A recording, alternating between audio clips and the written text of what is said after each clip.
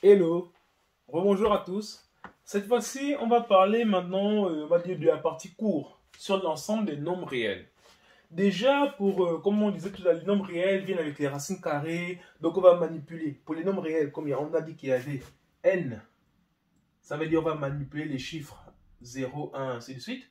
Et on a dit il y a z, donc on va manipuler aussi les nombres point, après on va dire moins 5, moins 4, ainsi de suite. Après, on a dit qu'il y aura des nombres décimaux. Donc, on va voir souvent les fractions, on va dire A sur B. Et après, il y aura aussi Q, qui parle aussi des fractions aussi A sur B. Après, maintenant, il y aura R, qui parle des racines carrées des nombres. Voilà. Donc, c'est tout ce qu'on va voir dans ce chapitre. Ok, je pense que pour simplement, rien n'est étranger pour vous, pour nous aussi. Donc là, qu'est-ce qu'on va commencer à voir? On va commencer à voir certaines formules. Donc, comme on parlait aussi de ça, on va commencer par voir déjà on est déjà un peu plus avancé. On va dire A sur B plus C sur D. Donc ça me donne, normalement, on sait comment résoudre A fois D plus B fois C sur B fois D.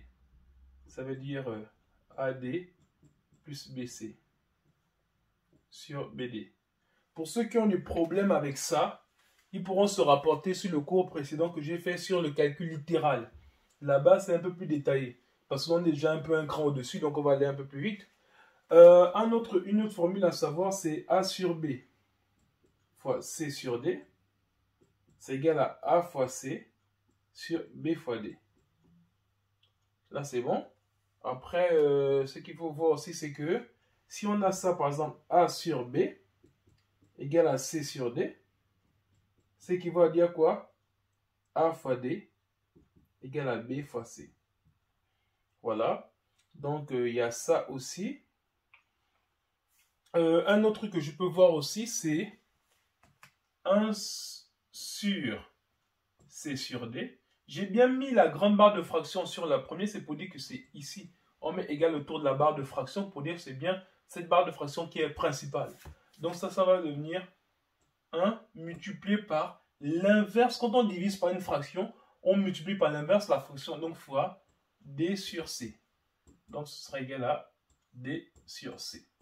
Ok, qu'est-ce qu'on peut voir d'autre aussi? Donc dans le même élan, on va dire que si on a A sur B divisé par C sur D, ce serait égal à A sur B fois l'inverse de C sur D, c'est D sur C. Donc ça devient ici AD sur BC. Ok, et maintenant aussi ce qu'il faut voir, c'est que A fois fois A, ici s'il y a N termes, ça veut dire que ce serait égal à A puissance N. A puissance le nombre de termes. Donc voilà, il y a ce qu'il faut aussi retenir. Il y a par exemple si 1 sur A puissance M égale à A puissance moins M. Donc ça aussi on connaît. Il y a par exemple aussi, on va dire A fois B puissance N.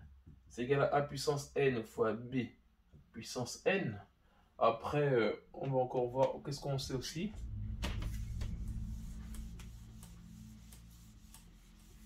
Voilà, ce qu'on sait aussi, c'est A sur B puissance N égale à A puissance N sur B puissance N.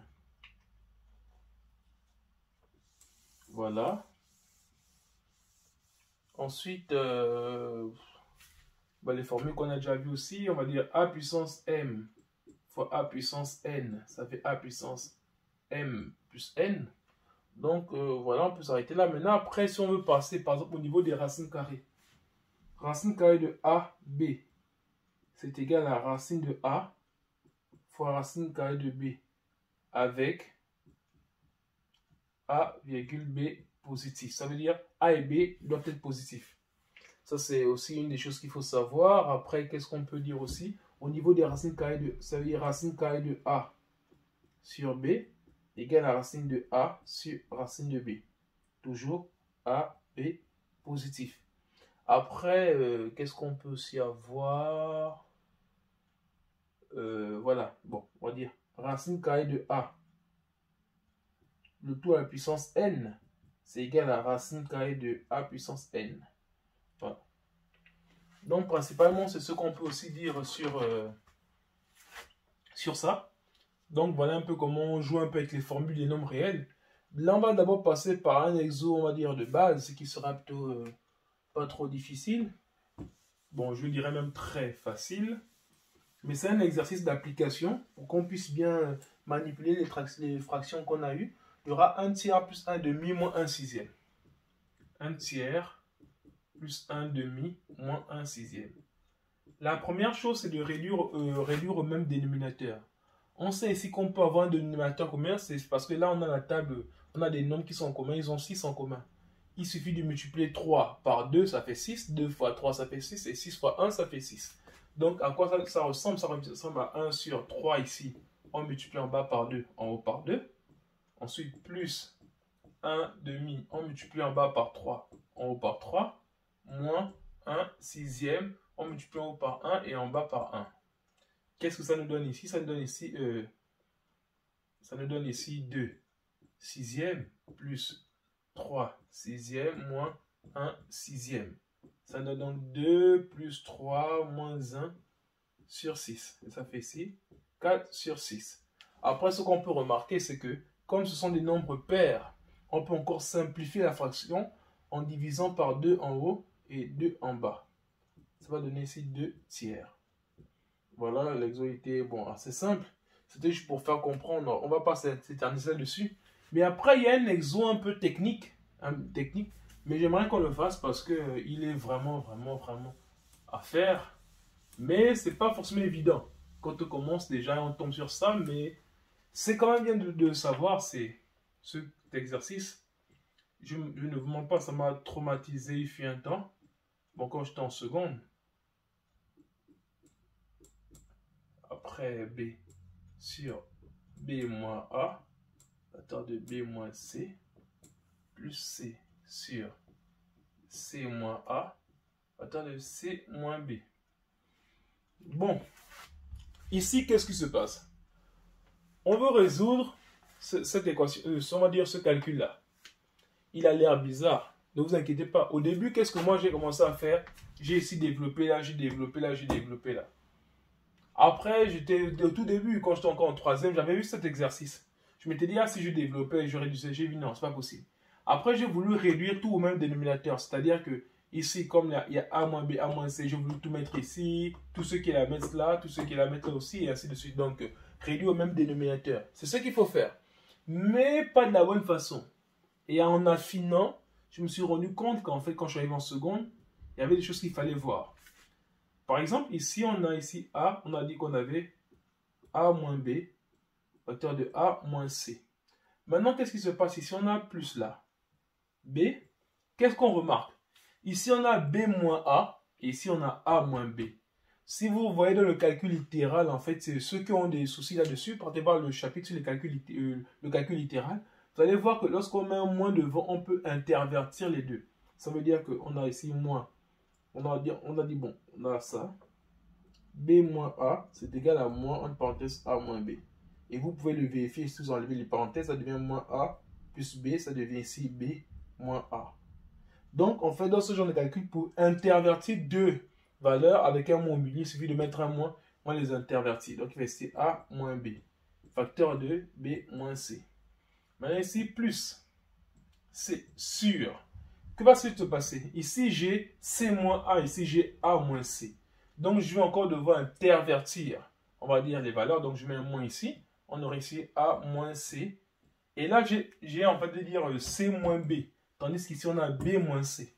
Donc, il faudra encore intervertir. Et donc, pour intervertir, donc ici, ça redevient plus. Et là, maintenant, je mets ici B moins C.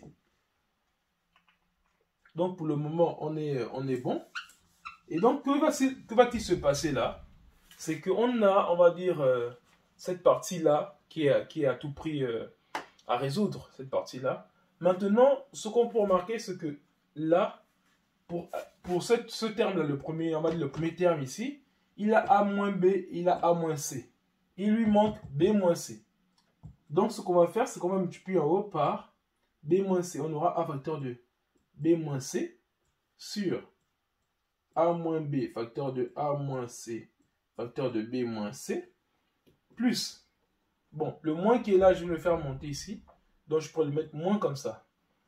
Donc lui, qu'est-ce qu'il a? Lui, il a A moins B et B moins C, il n'a pas A moins C. Donc ici, je vais faire, on va dire B, facteur de A moins C sur A moins B, facteur de A moins C, facteur de B moins C. Maintenant, plus celui-là, il a A moins C et il a A moins B. Il a B moins C, mais il n'a pas A moins B. Donc, en fait, ce qu'on va faire, c'est que ce sera C facteur de A moins B sur A moins B, facteur de A moins C, facteur de B moins C. Je m'explique. Qu'est-ce que j'ai fait là? Ici, en fait, je voulais réduire au même dénominateur. Donc, pour réduire au même dénominateur, ce n'est pas forcément quelque chose d'évident avec des gros termes comme ça. Mais ce qu'il faut savoir, c'est que tout à l'heure, on avait un demi, par exemple, plus un tiers. Moins un sixième. Ici, qu'est-ce qu'on a voulu faire? Là, c'est comme si on avait dit, c'est comme si on avait ça. On va dire ça comment? Je vais dire ça, je vais mettre ça, c'est comme si on avait 1 sur 2 plus 1 sur 3 moins 1 sur 2 fois 3. Donc, ce qui se passe ici, ce terme-là, donc on a 2 fois 3 ici, tandis que lui, il a 2. Lui aussi, il a 2, mais il a fois 3. Lui, il n'a pas le fois 3. Donc ici, je mets ici un fois 3 en bas, et donc je mets aussi le fois 3 en haut. Mais lui, il a le fois 3, il n'a pas le fois 2. Donc je mets le fois 2 en bas, et je mets le fois 2 aussi en haut. Donc qu'est-ce qui se passe? On a 2 fois 3, 3 fois 2, 2 fois 3 partout. Donc on a réduit au même dénominateur. Donc ça va nous donner ici 3 plus 2 moins 1 sur 6. Et le principe est le même. Comme on avait 2, on n'avait pas 3. Le fois 3, on a multiplié 3 en haut, 3 en bas. Ici, on avait 3, on n'avait pas 2. On a multiplié par 2 en haut et en bas. Donc le principe se poursuit ici. Ici, on avait A moins B, A moins C. Mais on n'avait pas le B moins C ici. Parce que sur tous les termes ici, on a A moins B, A moins C. Mais lui, le B moins C, c'est le seul élément que ici, il n'a pas. Donc, je multiplie par B moins C en haut et en bas. Là. Ici, quand on regarde là, on a A moins B, B moins C. Mais par contre, on n'a pas le A moins C qui est là. Et le A moins C qui est là. Donc, on va multiplier par A moins C en haut et A moins C en bas. Et ici, on a le A moins B, A moins C, on a le B moins C. Le terme qu'on a pas, c'est le A moins B qui est là et le A moins B qui est là. Et donc, on multiplie par A moins B en haut et en bas. Je sais pas, j'espère que vous avez bien compris. Et quand on fait ça, qu'est-ce qui se passe? On remarque qu'on a le terme qui est là, on a aussi ce qui est là, on a aussi ce qui est là. Donc, c'est la même chose qu'on a des trois côtés. Donc, ici, ça revient juste au calcul seulement de A facteur de B moins C, moins B facteur de A moins C, plus C facteur de A moins B sur A moins B facteur de A moins C facteur de B moins C. Et là, maintenant, on peut commencer à développer. On a A fois B, ça fait AB. Ensuite, on a A fois C, ça fait moins AC. Ensuite, on a moins B fois A, ça fait moins AB. Ensuite, on a moins B fois moins C, ça fait plus BC. Ensuite, on a plus AC. C fois A, ça fait AC. Plus AC. Et ensuite, le dernier terme, c'est C fois B, ça fait moins BC. Moins BC, tout ça sur A moins B, facteur de A moins C, facteur de B moins C. Donc ici, on s'arrête là. Donc ce qui se passe, c'est que maintenant, on a ce genre de calcul-là. Là, on peut maintenant simplifier ici, là, par... On a AB et moins AB, ça s'en va. On a BC et moins BC, ça s'en va. On a moins AC et plus AC, ça s'en va. Donc tout le numérateur donne 0. Et 0 divisé par n'importe quel nombre, ça fait 0. Donc en un mot, ce calcul-là, il est égal à 0. Donc voilà un peu ce genre d'exercices qui sont un peu techniques, que je voulais juste voir rapidement. On va continuer sur un autre exercice la prochaine fois, mais déjà c'est pour pouvoir assimiler ça, pour ne pas aller trop vite. Et si vous avez des questions, n'hésitez pas à les mettre en commentaire et je serai ravi de vous répondre. Merci.